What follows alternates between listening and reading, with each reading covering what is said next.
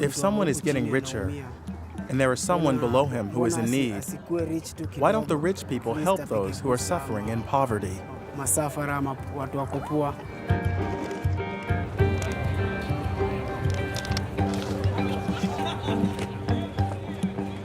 The rich don't care about inequality.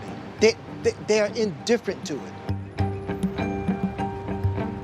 If this continues, there will be major disruptions, whether political, whether social, whether military, whether ecological, whether in terms of health. Inequality undermines a social cohesion and a sense of a shared society. It actually undermines people's willingness to protect the environment.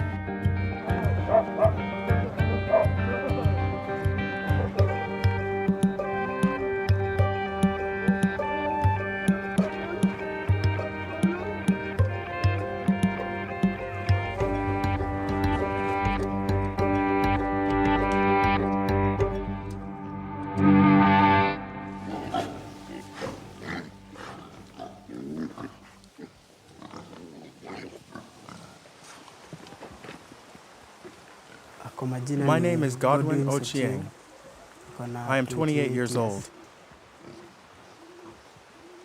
and I work in waste management. My day is always very busy. I don't even have time to rest. I start working at the dump site at 5 o'clock in the morning. Sometimes I wish I could give myself a day off, but it's not possible.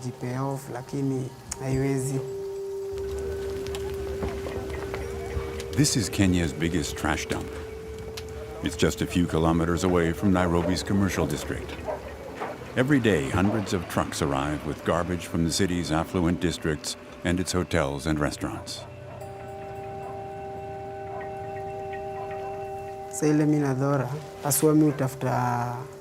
I sort the trash because I'm trying to earn a little money. I'm no longer alone. I have a wife and child now. And they're waiting for me to come back with milk or bread in the evening. They'll complain if I come home empty-handed.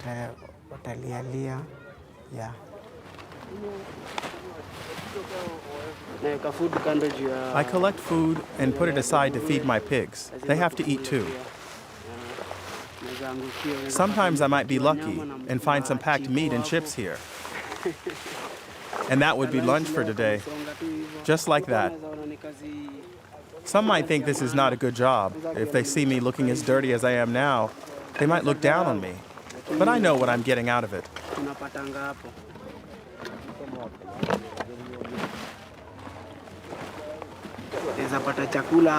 You can find food here. There's meat. Do you see these people around here? They depend on us. They're mainly here because of meat. Maybe they live somewhere nearby and they haven't had anything to eat yet today.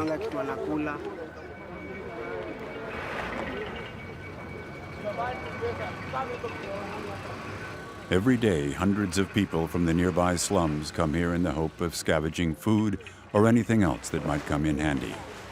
One of them is Wambui Gitonga. My mom was working here, and this is where she had her income. And because she didn't have a lot of money, and we are many in our family, so she was coming here and work and we have a daily bread. So I learned this is the place I can find money, but I have my own dreams. This is not where I want to be in my future coming. Yeah. Inequality first was seen as something that was necessary for growth to happen. It was something that was necessary for productivity. Without inequality, there would be no productivity. Then we started to realize that, okay, too much inequality may be a moral problem.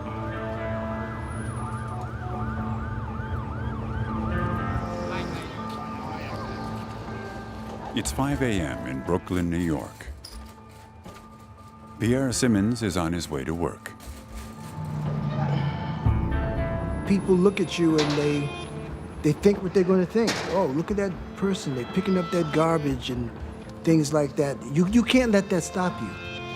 If you have rent to pay and you worry about that, your rent doesn't get paid. I took a walk outside one day and went around the corner, and I saw the recycle bags full of bottles and cans, and I said, you know something? I seen all that money. That's what it translated to me. Money. You get up at 4 o'clock in the morning, go out there, hit the streets by 4 o'clock, the world is yours. You hit those key places with a big enough shopping cart. By 8 o'clock, the shopping cart is blooming. What I like about it is my independent freedom. I go out and I make $75 a day. I pay myself a salary. My mother taught me from when I was a baby, do not depend on people. You must get your own people.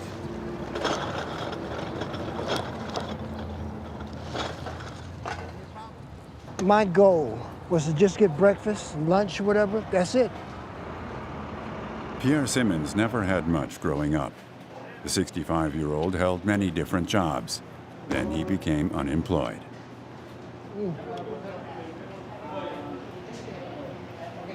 For me to be happy, I need peace with God. People who look down on Kenyans, I think a lot of them have a surprise waiting for them down the road. They need not be judgmental about other people because they themselves are a paycheck away from homelessness.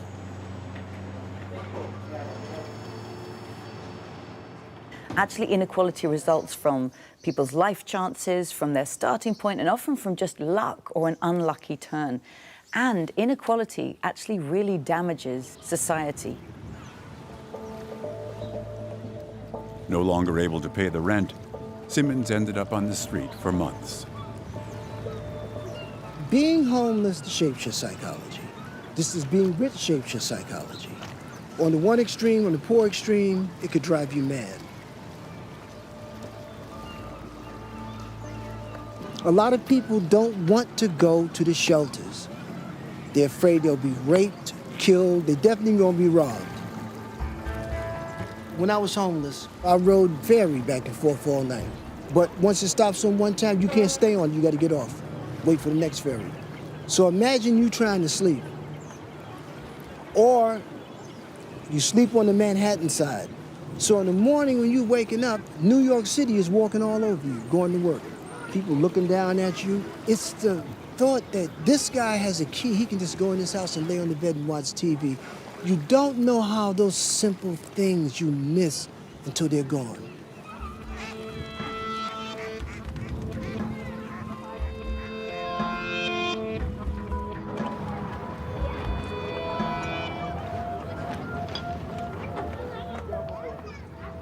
Garbage dumps can provide a lifeline for people like Godwin Ochieng. It's dirty work, but there's very little other work here. Kenya's economy is booming, but most of the wealth ends up with the country's tiny upper class. It's unfair when some people are so rich, when families own land and farms, while others are living in slums and have to sleep rough. There are some people who even sleep on the dump site because they don't have homes. In my opinion, people who have money should open something like a resource center, which can help lift up those who are below them, or help the young people who are facing a tough life. At least that would help reduce poverty in this slum.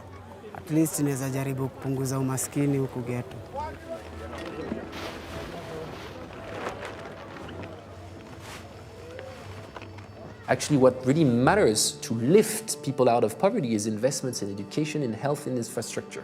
It's whether or not the governments do these investments. It's really important for a society to try to enable children from low-income families to have that opportunity in life, to get the kind of education that gives them a chance, but also not to leave people falling vulnerably into poverty.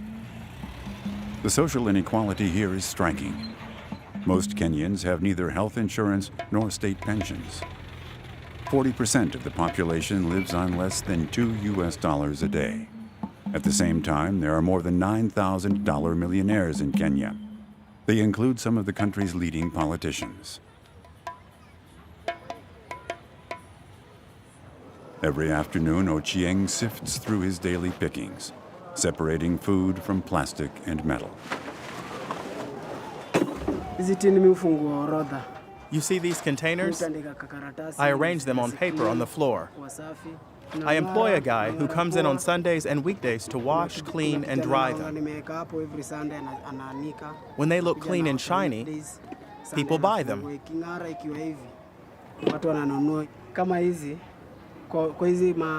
If I sell these containers today, then I might get about 300 to 400 shillings. That's enough to feed my family for today and even tomorrow afternoon before I get back home after work.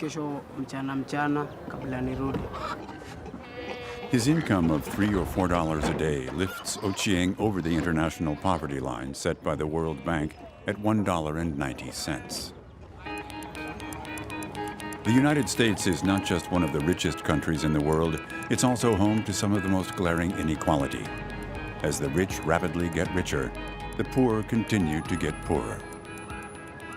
Over a period of 38 years now, there was massive growth in this country.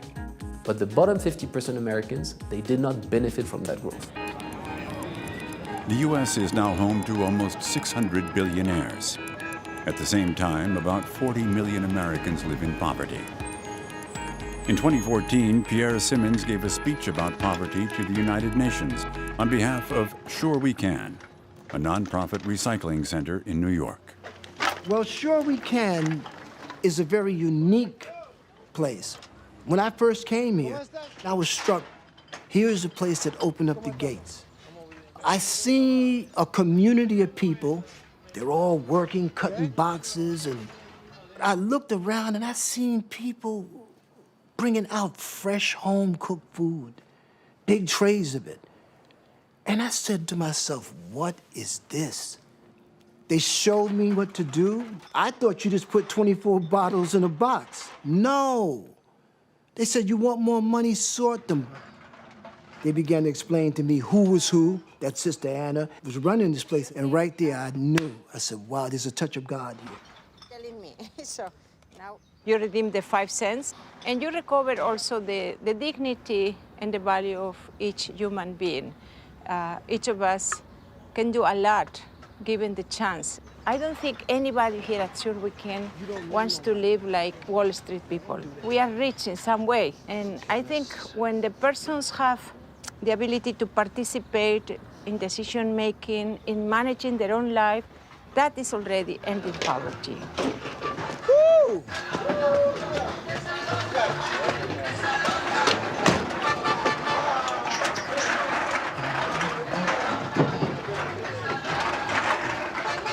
Resilience, strength, and conviction doesn't depend upon money. It depends upon spirit and actually often community.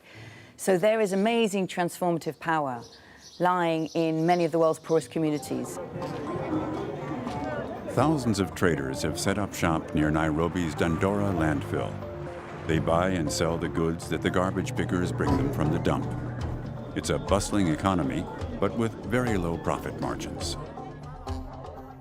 They may both have millions of poor people, but there's a huge wealth gap between Kenya and the United States. It takes the average Kenyan 20 years to earn the equivalent of the average annual income in the U.S. People like Ochieng would need the better part of a lifetime. The world is more unequal than any one nation within it. It's extreme levels of inequality between the poorest nations and the richest. And in fact, when you look at wealth, the accumulation of wealth is rising to a fraction of a global 1% at an extraordinary rate.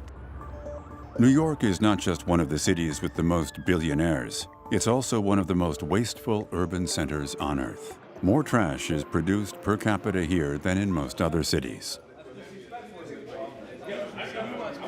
But many of the objects don't belong in the garbage in the first place, as retired sanitation worker Nelson Molina can testify. For 32 years, he's salvaged treasures from the trash, enough to fill a small museum. And you set this all up, man? I set all this up myself.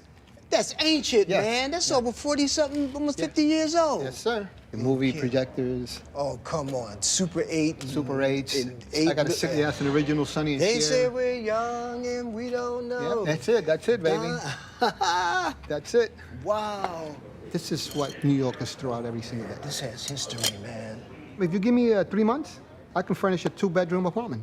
And I'm talking about living room, bedroom, bathroom, everything. It's all out there. When I was a kid, my mother always told us, if you can use it again, you save it. Trash is part of a professional discipline for anthropologist Robin Nagel. She also worked as a garbage collector, which made her see trash with different eyes. You could almost say trash doesn't exist. We could decide it's not trash. It's simply something in between my use and its next use. The cultural forces in which many of us exist today tell us to hurry and go faster and do more and never slow down. And as long as we keep moving fast, we're going to generate lots and lots of trash. Food waste as a subcategory of garbage is its own challenge because approximately a quarter of all food produced in the United States never even reaches a table. It goes straight into the garbage. How that addresses problems of inequality, it's getting worse. The disparity between the wealthy and people who don't have enough resources to feed their kids across a week, right? The gap is getting bigger and bigger. Wealthy people not only produce more waste than poor people, they also use more of the planet's resources and cause more environmental damage. The ecological footprint of industrialized countries is much bigger than that in the developing world. I think there are two sides to human prosperity that are so simple, I have them in my pockets. So on the one side, a bean. Everybody needs food, needs water, housing, education, healthcare, the basic subsistence of life that each person has a claim to, and we know these as human rights. But at the same time, this little blue marble, our planetary home, we need a stable climate, fertile soils, healthy oceans, a protective ozone layer. So we need to end deprivation and extremes of inequality while creating a sustainable future. They go together so beautifully. Per capita, Kenyans produce just 2% of the CO2 generated by Americans and use only 1/100th of the electricity. But consumption is growing in Kenya too, fueled by demand from the rich.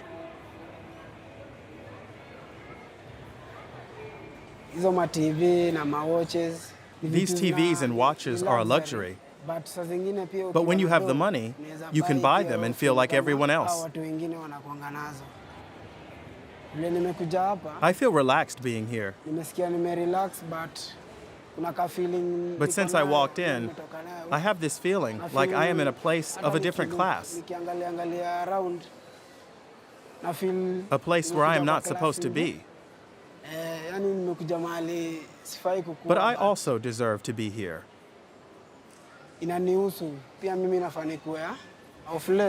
Lately, I have noticed more shopping malls being built than schools and children's homes. The way I see it, they are investing more in malls than in homes, hospitals, and schools. Inequality can actually disrupt an economy. An economy that is too unequal is an economy that is not going to do the proper investments in order for this economy to flourish in the future. Okay. New York-based artist Paul Wilinski has also figured out how to make money out of trash. He creates artworks using discarded everyday objects, like the cans collected by Pierre Simmons. This is trash that the rich are willing to invest in. One of Wilinski's works adorns a friend's luxury apartment. So this is it? Yeah, this is 432 Park Avenue. Wow. A little too high for me. Too high for you. Yeah, you gotta be joking. Wow. Yeah. Apartments in the Manhattan skyscraper sell for between $17 and $95 million. Come and look at your cans. Oh, wow, okay. What this once was has been transformed to what we see now. But there's still a memory of what it was, right? Okay. Do you feel any bitterness about the fact that, you know, the residents of this apartment are able to spend, you know, tens of thousands of dollars on artwork. I don't want to judge them. I don't want to judge them. Maybe that might cross my mind, but it's not them that I'm concerned about. I'm glad that they like it, that they love your work, that they're willing to pay you for it, and I think you deserve it, because that is your soul, your genius, you know, but I don't concentrate on them. Yeah. I told Landon and them and other people, I don't want to be rich. I would love to have the money and the resources of the rich. And they asked me why. I said, because then I can do the things that need to be done. Yeah. Education, healthcare, housing, decent housing, mental health services. Mental health, we need that. People are, I believe America right now is a sociopathic society. There's no love, there's no compassion, people don't want to hear it. And I think it's so sociopathic that maybe it's only the privileged ones who can have sensitivity that can look at that and enjoy it. I mean, for me, I'm almost amused by it. That artwork originates in the gutter. And here it is, you know, in the tallest residential building in the world, you know, at one of the poshest addresses in New York City, you know, but it comes directly from the gutters of Queens and Brooklyn, you know. Look and there's that, something man. kind of, you know, there's something beautiful about that. And more than beautiful. Well, no, I mean it. I mean, look at Baba. The 10-square-meter room that Godwin Ochieng shares with his wife Lorna and their daughter Eliana costs about $35 a month. Ochieng lives in constant fear of being unable to pay the rent. He can't imagine trash as a luxury object. He uses it to feed his family and furnish his home. It's hard. All these years, we've grown up with hardship. I grew up like that, and I would like to get away from hardship and have a good life. I don't think those in power will help us. They only think of their own pockets. Once they have filled their own pockets, the rest of us who are poor will just have to struggle. And if you don't struggle, you will stay poor, always. There are those who have money and those who don't. If you don't have much and you compare yourself with those who do, you will get hurt. So if you don't have much, it is better not to stress yourself. One day you will make it.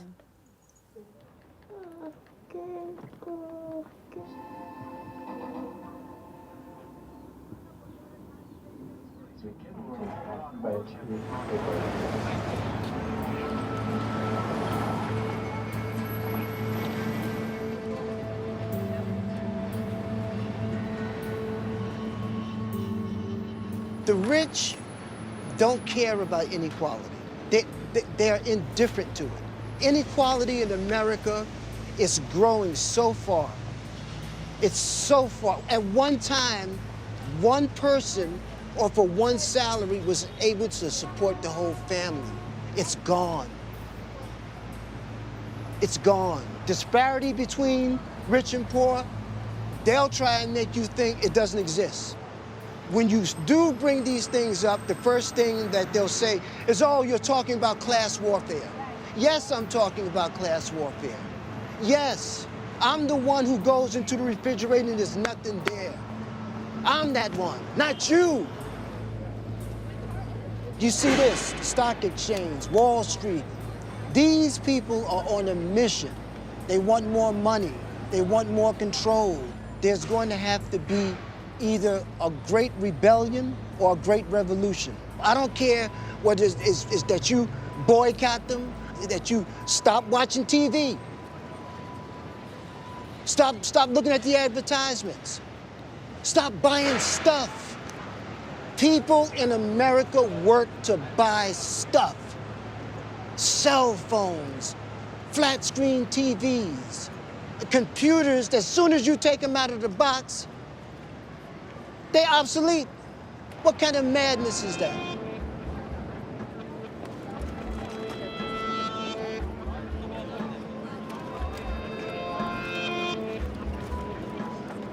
The poor can disrupt this system to the very core. Even if one day everybody got together, middle class, poor, we're not going to work. Simple as that. It would send vibrations throughout this whole country. Inequality threatens the good functioning of the economy. It also threatens the health of the society. It also threatens the quality of the democratic institutions and of democratic debate. You know, wealth is not just wealth, it's shares of companies, it's shares of newspapers. So it buys you basically social power. If this continues, there will be major disruptions. Near the dump site in Dandora is a youth club. Here, young people meet and sing about life, love, poverty, drugs, and violence. There is a lot of talent in the slum areas, but much of it gets wasted. When they can't make money out of music, they switch to selling drugs. In my opinion, the government doesn't support young people.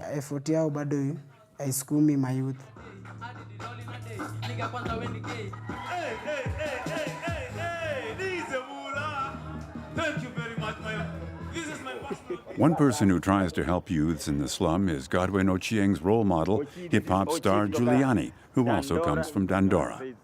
The founder of the youth club wants to radically change Kenyan society. The people can never live themselves from poverty. Anybody who's going through our education system is underprivileged already. Anybody that is going through our health system most likely come out dead than alive. You see, so it's the poor who feel all these effects. So it's for us to organize, it's for us to get informed, it's for us to be active so that we get things done. Otherwise, we can't promise our kids anything. Do I think inequality could ever be a good thing? No. There has to be,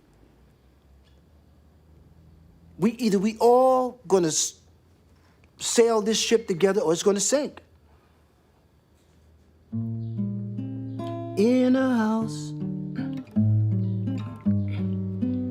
on a hill, up the stairs, down the corridor, into a room where she'd be waiting for him. That was when I was the guy next door.